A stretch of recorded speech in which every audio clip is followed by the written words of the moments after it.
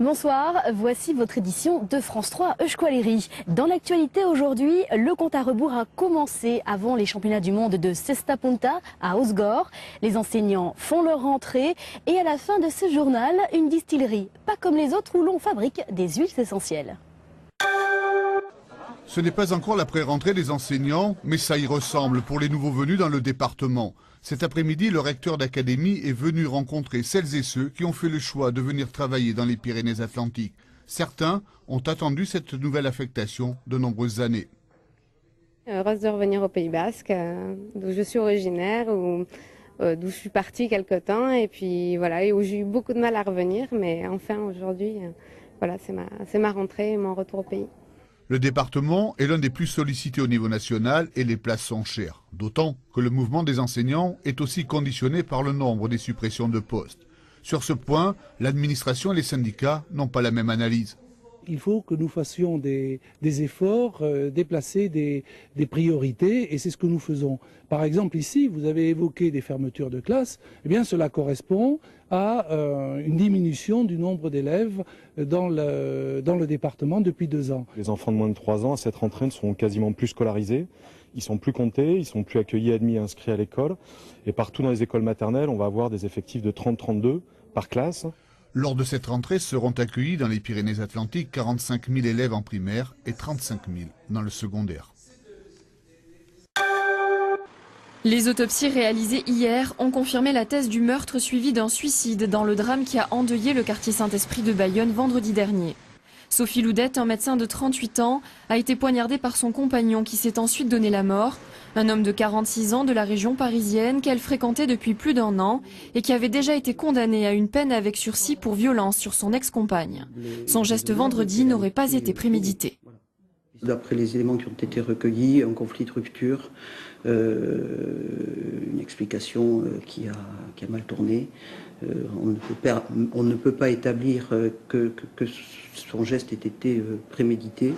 Une affaire qui avait indigné le collectif féministe contre les violences sexistes qui s'est mobilisé hier soir.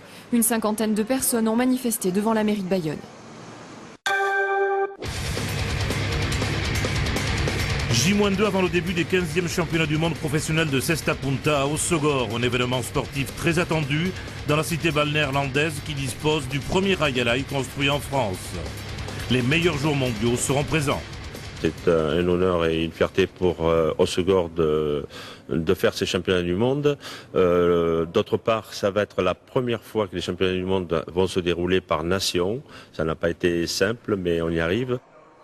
C'est la nouveauté de ces championnats. La compétition se déroulera avec la participation de sélections nationales. Après la défection des Philippines, 4 pays sont en lice. États-Unis, Mexique, Espagne et France. Au total, 11 équipes de Cesta Punta vont concourir pour le titre suprême. C'est vrai qu'en Espagne, il y a de très grosses équipes, mais bon, sur une partie, tout peut se jouer. Et on espère justement les faire déjouer. C'est pas un tournoi d'été de plus que ceux qu'il y a eu ici ou sur la côte basque. C'est un véritable championnat du monde. C'est les 22 meilleurs joueurs après une sélection rigoureuse. Début du championnat du monde professionnel de Cesta Punta vendredi à partir de 19h30 au Royal d'Osogor. La compétition se déroulera sur une semaine avec en point d'orgue la finale le 10 septembre.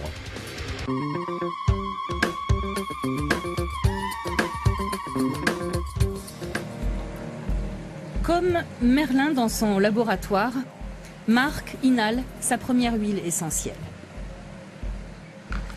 Il l'obtient par distillation de plantes aromatiques, de la menthe poivrée cette année à profusion, qu'il fait infuser en quelque sorte à basse pression dans une théière à taille humaine. La menthe, ici sur les terres où je cultive, elle se plaît énormément, donc j'ai une grosse récolte à faire. Donc là, j'ai à peu près 1 hectare de menthe, donc ça fait énormément de volume à traiter. Et donc on la récolte en début de floraison, pour des raisons surtout de recherche qualitative au niveau du produit final. Voilà, pour une cuve, à peu près 1 mètre cube de menthe, voilà, c'est la quantité qu'on arrive à extraire de 100 ml à peu près, voilà, un peu plus. 200 ml d'huile essentielle, un tout petit volume obtenu pour beaucoup de menthe à planter. Et c'est tout le problème de cette production originale. Marc d'Autrement s'est installé il y a 1 an sur la plaine d'Anceau. Il loue 10 hectares à la ville de Bayonne, un terrain arrosé naturellement par la Nive. Une aubaine pour ce jeune paysan bio de 30 ans, sans terre, mais ingénieur en phytosanitaire et en horticulture. Je compte distribuer localement au détail, voilà, que ce soit sur le site de transformation ou au niveau de magasins spécialisés. Et sinon après, comme je pense que sur certaines productions, tout le volume que je produis ne passera pas au niveau local, j'envisage aussi de distribuer au niveau de laboratoires ou de négociants. Du laurier cet hiver, de la menthe cet été, il distille aussi de la sauge, de la mélisse ou de la camomille. C'est le seul producteur d'huile essentielle du Pays Basque. Il a su saisir un marché à la mode. Bonne chance.